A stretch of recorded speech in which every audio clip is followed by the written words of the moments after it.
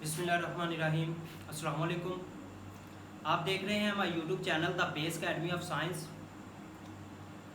इस चैनल के ऊपर इंशाल्लाह हमने एफएससी की क्लासेस, बीएससी की और एमएससी की क्लासेस जो हैं वो अपलोड की जाएंगी, तो काइंडली आप इस चैनल को सब्सक्राइब कर लें। आज हमने एफएससी का पार्ट 1 उसका एक चैप्टर है, चैप्टर नंबर 9, वो हमने स्टार्ट करना है। तो चैप्टर का नेम है फंडामेंटल्स ऑफ ट्रिग्नोमेट्री।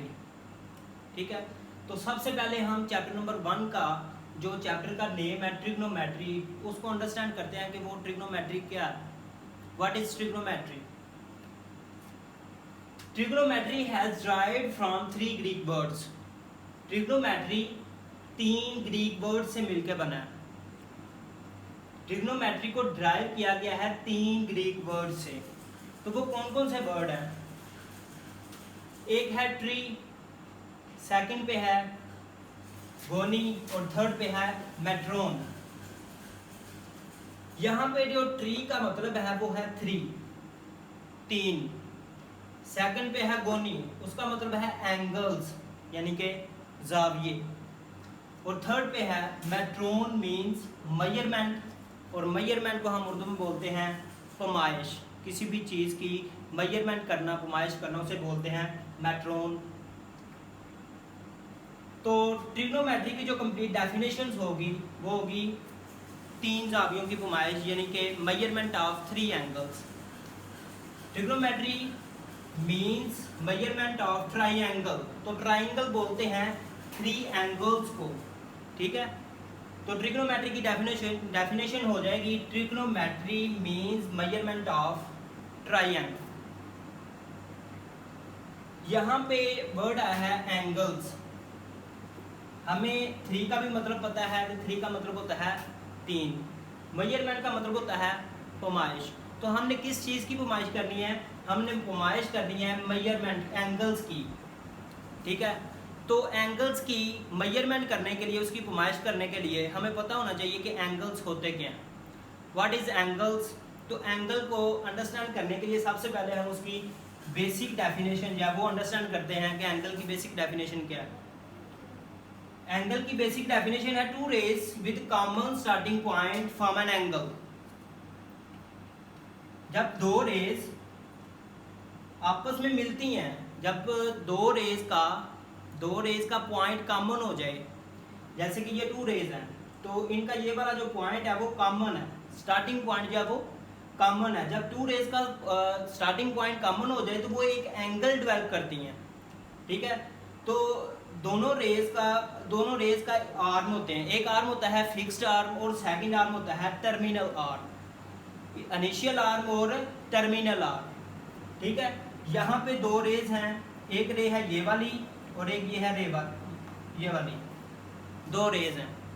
ठीक है, इस रे को बोलते हैं हम इनिशियल आर्म और ये होता है टर्मिनल आर्म। देखें, अगर ये 2 रेज हैं, एक ये है रे और एक ये है रे, 2 रेज हैं। ये दोनों रेज आपस को कट कर रही हैं, एक दूसरे को कट कर रही हैं। तो यहाँ पे एक एंगल डेवलप होगा क्योंकि इनका जो पॉइंट है वो आपस में इंटरसेक्ट कर रहा है। तो यहाँ पे एक एंगल डेवलप होगा जिसे हम बोलते हैं एंगल थीटा। तो यहाँ पे 2 रेज हैं, उनका स्टार्टिंग पॉइंट, हम स्टार्टिंग पॉइंट की जगह एंडिंग पॉइंट भी बोल सकते हैं। ठीक है, तो डेफिनेशन पे जो बुक पे लिखा हुआ है वो है स्टार्टिंग पॉइंट, तो हमने यहाँ पे यूज किया हुआ है starting point. 2 rays with common starting point form an angle. तो यहाँ पे 2 रेज हैं, उनका स्टार्टिंग पॉइंट जो है वो कॉमन है, ये वाला स्टार्टिंग पॉइंट है दोनों का।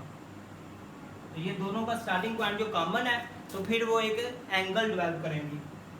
तो इस एंगल को हमने थीटा बोला हुआ है। ठीक है, तो जो फर्स्ट रे है उसका जो आर्म होगा उसको हम बोल देंगे इनिशियल आर्म और सेकंड को बोलेंगे टर्मिनल आर्म। यहाँ पे इनिशियल आर्म क्या है और टर्मिनल आर्म क्या है उसकी मैंने डेफिनेशन यहाँ पे लिखी हुई है। Fixed arm is called initial arm. जो फिक्स्ड आर्म है यानी कि ऐसा आर्म जो कि मूव ना कर सकता। और यहाँ पे है रोटेटिंग आर्म। तो rotating arm is called terminal arm. Terminal का मतलब होता है ऐसी रे जो को मूव कर सकती हो। یہاں پہ یہ انیشیل رے جو ہے فکسڈ آرم ہے یعنی کہ یہ موو نہیں کر سکتی، اور یہاں پہ یہ جو ٹرمینل رے ہے یہ روٹیٹنگ آرم ہے اور یہ موو کر سکتی ہے. ٹھیک ہے، ان دونوں کا جو کانسیپٹ ہے کہ فکسڈ آرم وہ آرم ہوتی ہے جو کہ موو نہیں کر سکتی، وہ فکسڈ ہوتی ہے، اور یہاں پہ جو روٹیٹنگ آرم ہے وہ روٹیٹ کر سکتی ہے، موو کر سکتی ہے. اینگل کی یہ جو بیسک ڈیفینیشن تھی یہ ہمیں کمپلیٹ کانسیپٹ نہیں دیتی. ایف ایس سی میں میٹرک تک تو بیسک ڈیفینیشن جو ہے وہ ہمیں کانسیپٹ دے سکتی ہے آگے چیپٹر کے کویشچن کو سولو کرنے کے لیے، لیکن جو اینگل کی بیسک ڈیفینیشن ہے وہ ایف ایس سی میں ہمیں اتنا کانسیپٹ نہیں دیتی. تو اس کے لیے ہمیں اینگل کی کمپریہنسو ڈیفینیشن یا وہ انڈرسٹینڈ کرنی پڑے گی. تو اینگل کی کمپریہنسو ڈیفینیشن ہے angle is amount of rotation, angle is amount of rotation of رے اباؤٹ اے فکسڈ پوائنٹ. جو اینگل ہے وہ اماؤنٹ آف روٹیشن ہے کس کی؟ ایک رے کی ایک فکس پوائنٹ سے. تو فکس پوائنٹ یہاں پہ یہ ہے، یہ ایک فکس پوائنٹ ہے اور یہ ہے روٹیشن. ٹھیک ہے، یہ جو فکسڈ آرم ہے اور یہ ٹرمینل آرم ہے. فکسڈ آرم تو موو نہیں کر سکتا لیکن یہ جو ٹرمینل آرم ہے یہ موو کر سکتا ہے.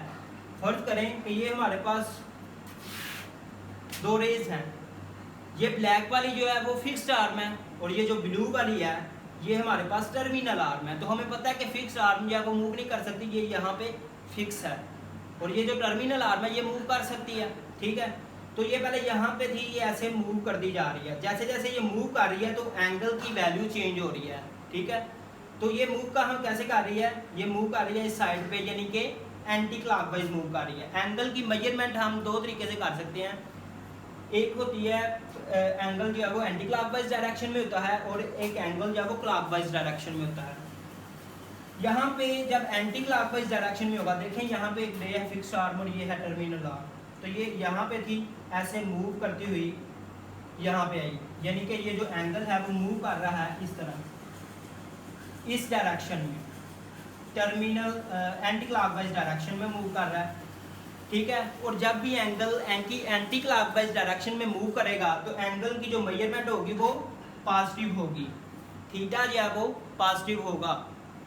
لیکن جیسے ہی یہاں پہ یہ جو فکسڈ آرم ہے اور یہ ہے وہ ٹرمینل آرم، لیکن یہاں پہ یہ دو آرم ہے یہاں پہ، تو یہ موو کر رہا ہے یہاں پہ ایسے موو کرنا شروع ہو گیا. تو یہ کس طرح موو کر رہا ہے؟ یہ کلاک وائز موو کر رہا ہے. ٹھیک ہے، یہاں پہ تھی یہ بلیک کلر کی جو ہے وہ فکسڈ آرم ہے اور یہ بلو کلر کی ہم دیکھ لیتے ہیں کہ یہ ٹرمینل آرم ہے. تو یہ اس طرف موو کر رہا ہے ایسے. جب یہ اس طرح موو کرے گا تو دیٹ مینس کہ یہ کلاک وائز موو کرے گا، اور جب بھی یہ ٹرمینل آرم کلاک وائز موو کرے گا تو اینگل کی جو میجرمنٹ ہوگی وہ نیگیٹو ہوگی. اور جب دیکھیں یہ بلیک والی جو ہے وہ فکس آرم ہے، یہ موو نہیں کر سکتی، لیکن یہ جو بلو ہے یہ ٹرمینل آرم ہے، یہ موو کر سکتی ہے. تو یہ موو کر رہی ہے اس سائڈ پہ clock wise direction, anti clock wise direction میں. تو جب بھی یہ اینٹی کلاک وائز ڈائریکشن میں موو کرے گا تو جو اینگل کی میجرمنٹ ہوگی وہ پازیٹیو لی جائے گی. ابھی آپ ایک کویشچن کر سکتے ہیں کہ اینگل کی جو میجرمنٹ ہے اینٹی کلاک وائز ہم پازیٹیو لے رہے ہیں اور کلاک وائز ہم نیگیٹو لے رہے ہیں، تو اس کی وجہ کیا ہے؟ یہاں پہ کلاک وائز ڈائریکشن جو ہے وہ ہم نیگیٹو، کلاک وائز ڈائریکشن جو ہے وہ نیگیٹو لے رہے ہیں. کیوں لے رہے ہیں نیگیٹو؟ اس کی وجہ یہ ہے کہ نیچرلی ہماری جو ارتھ ہے وہ اینٹی کلاک وائز موو کر رہی ہے. جو ہماری ارتھ ہے وہ اپنے ایکسس کے ارد گرد جو ہے وہ اینٹی کلاک وائز ڈائریکشن میں موو کر رہی ہے. تو سائنٹسٹ نے سوچا کہ جو اینگل کی میجرمنٹ ہے، اینگل کی جو ڈائریکشن ہے وہ کلاک وائز میں نیگیٹو لی جائے اور اینٹی کلاک وائز میں پازیٹیو لی جائے.